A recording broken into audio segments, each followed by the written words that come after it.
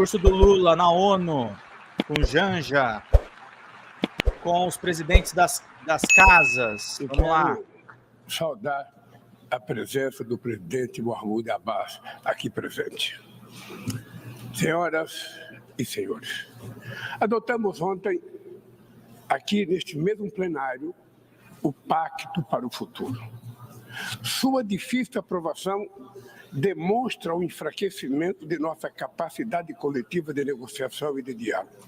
Seu alcance limitado também é a expressão do paradoxo do nosso tempo. Andamos em círculos entre compromissos possíveis que levam a resultados insuficientes.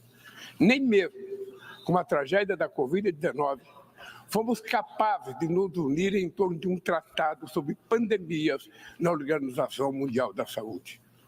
Precisamos ir muito além e dotar a ONU dos meios necessários para enfrentar as mudanças vertiginosas do panorama internacional.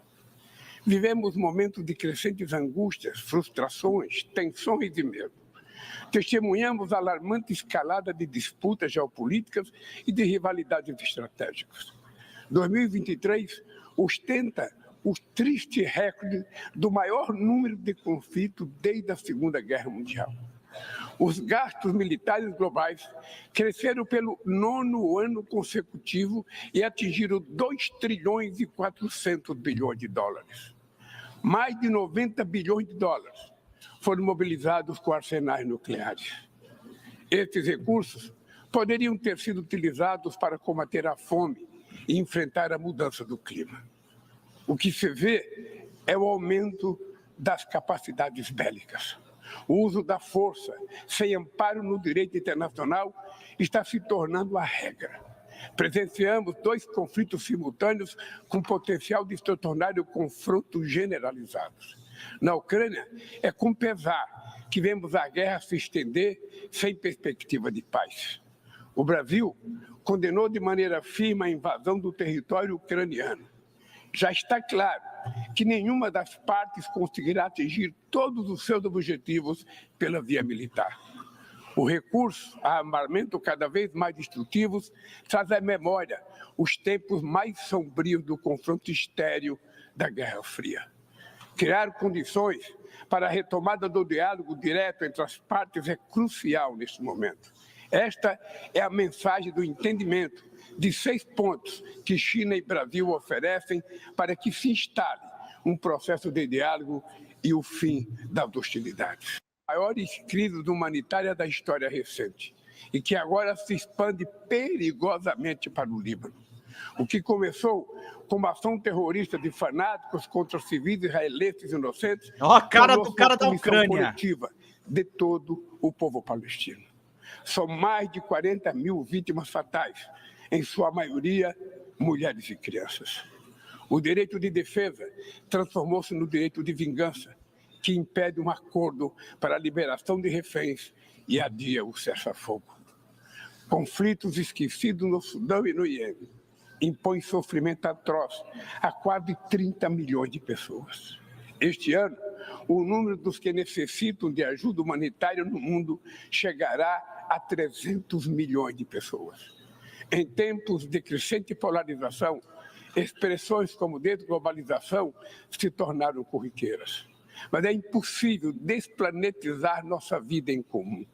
Estamos condenados à interdependência da mudança climática. O planeta já não espera para cobrar da próxima geração e está farto de acordos climáticos que não são cumpridos. Está cansado de metas de redução de emissão de carbono negligenciadas do auxílio financeiro aos países pobres que nunca chega. O negacionismo sucumbe ante as evidências do aquecimento global. 2024 caminha para ser o ano mais quente da história moderna. Furacões no Caribe, tufões na África, seca e inundações na África e chuvas torrenciais na Europa deixam um rastro de morte e de destruição. No sul do Brasil, tivemos a maior enchente desde 1941. A Amazônia está atravessando a pior estiagem em 45 anos. Incêndios florestais se alastraram pelo país e já devoraram 5 milhões de hectares apenas no mês de agosto. O meu governo não terceiriza a responsabilidade e nem abdica da sua soberania. Já fizemos muito, mas sabemos que é preciso fazer muito mais. Além de enfrentar os desafios da crise climática, lutamos contra quem lucra com a degradação ambiental. Não transigiremos com litígios ambientais, com o garimpo ilegal e com o crime organizado. Reduzimos o desmatamento na Amazônia em 50% no último ano e vamos erradicá-lo até 2030. Não é mais admissível pensar em soluções para as florestas tropicais sem ouvir os povos indígenas, comunidades tradicionais e todos aqueles que vivem nelas.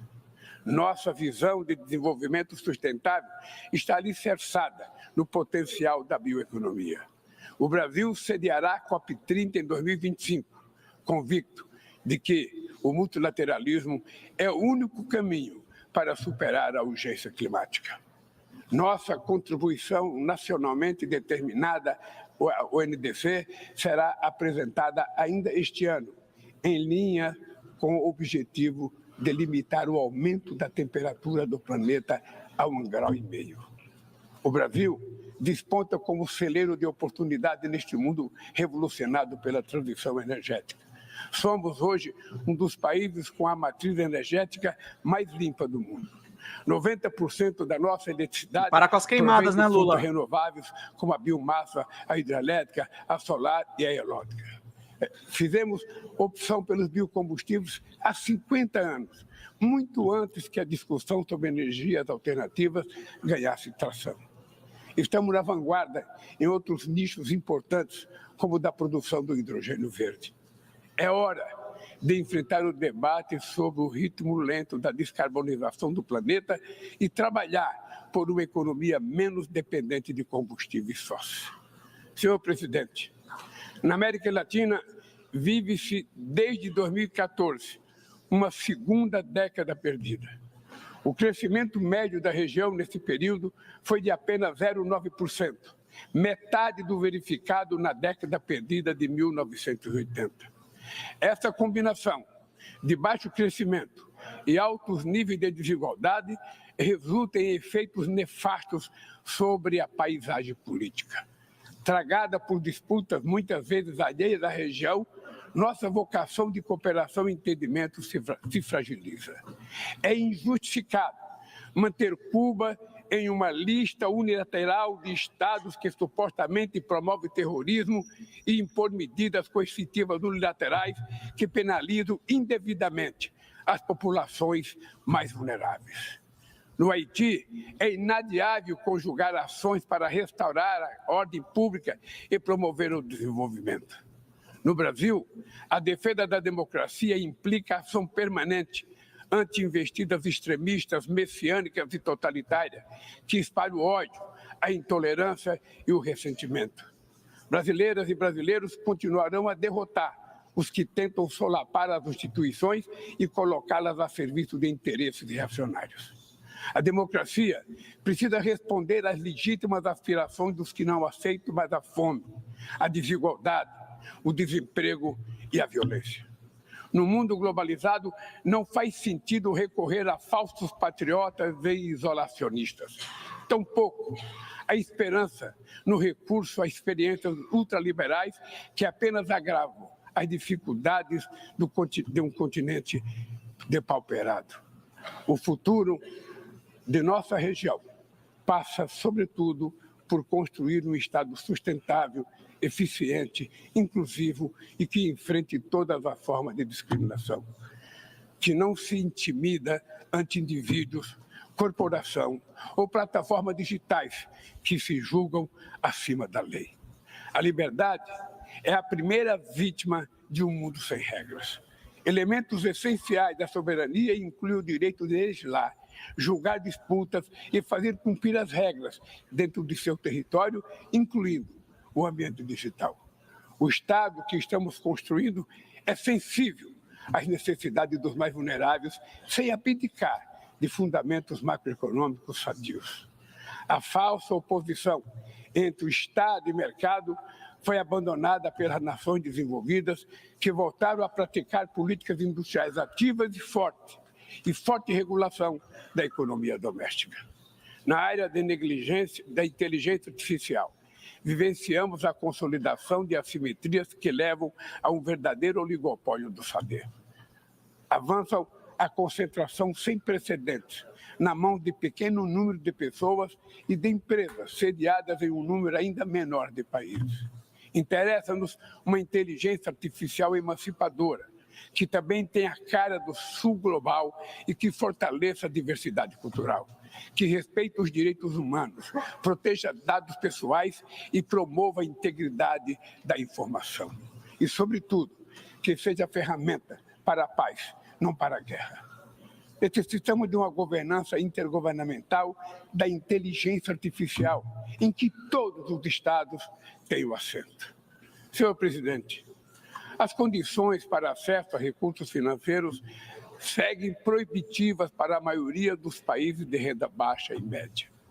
O fardo da dívida limita o espaço fiscal para investir em saúde, educação, reduzir as desigualdades e enfrentar a mudança do clima. Países da África tomam empréstimo a taxas até 8 vezes maiores que a Alemanha e 4 vezes maior do que os Estados Unidos.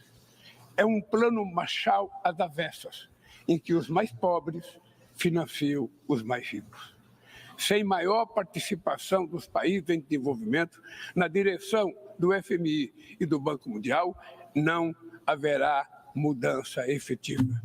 Enquanto os objetivos do desenvolvimento sustentável ficam para trás, as 150 maiores empresas do mundo obtiveram juntas um lucro Bom de dia, canal para relaxar, e querido. 800 bilhões de dólares. Bom dia, Dieter, também que está nos acompanhando. A fortuna dos 5 principais bilionários mais que dobrou desde o início dessa década, ao passo que 60% da humanidade ficou mais pobre. Os super ricos pagam proporcionalmente muito menos impostos do que a classe trabalhadora. Para corrigir essa anomalia, o Brasil tem insistido na cooperação internacional para desenvolver padrões mínimos de tributação global. Os dados divulgados há 2 meses pela FAO sobre o estado da insegurança alimentar no mundo são estarrecedores. O número de pessoas passando fome ao redor do planeta aumentou em mais de 152 milhões desde 2019. Isso significa que 9% da população mundial, 733 milhões de pessoas, estão subnutridas. O problema é especialmente grave na África e na Ásia, mas ele também persiste em partes da América Latina. Mulheres e meninas são as vítimas maiores de pessoas em situação de fome no mundo. Pandemias, conflitos armados, eventos climáticos de subsídios agrícolas dos países ricos ampliam o alcance desse flagelo.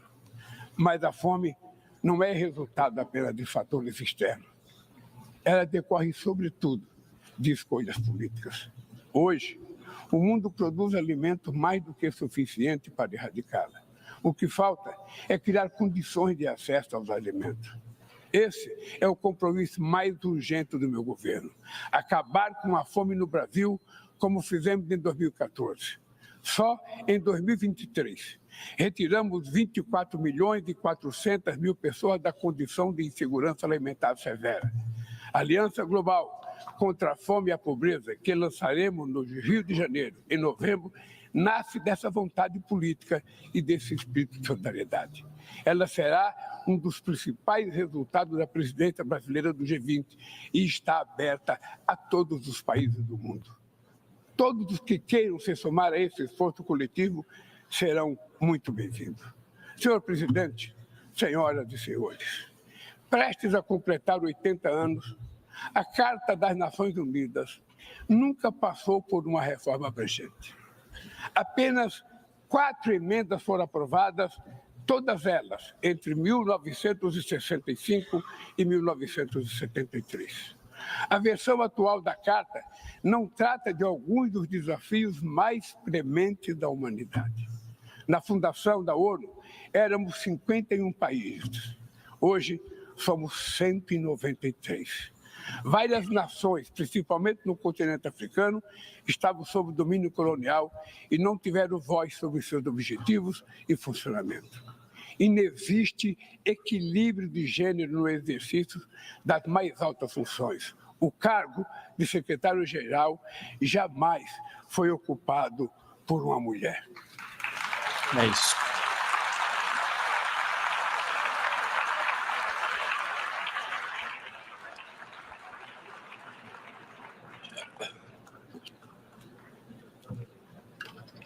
Estamos chegando ao final do primeiro quarto do século XXI, com as Nações Unidas cada vez mais esvaziada e paralisada. É hora de reagir com vigor a essa situação, restituindo à organização as prerrogativas que decorrem da sua condição de Fórum Universal. Não bastam ajustes pontuais. Precisamos contemplar uma ampla revisão da Carta. Sua reforma deve compreender os seguintes objetivos: a transformação do Conselho Econômico e Social no principal fórum para o tratamento do desenvolvimento sustentável e do combate à mudança climática, com capacidade real de inspirar as instituições financeiras. A revitalização do papel da Assembleia Geral, inclusive em temas de paz e segurança internacionais. O fortalecimento da Comissão de Consolidação da Paz. A reforma do Conselho de Segurança, com foco em sua composição, método de trabalho, direito de veto, de modo a torná-la mais eficaz e representativa das realidades contemporâneas. A exclusão da América Latina e da África de assentos permanentes no Conselho de Segurança é um eco inaceitável de práticas de dominação do passado colonial. Vamos promover essa discussão de forma transparente.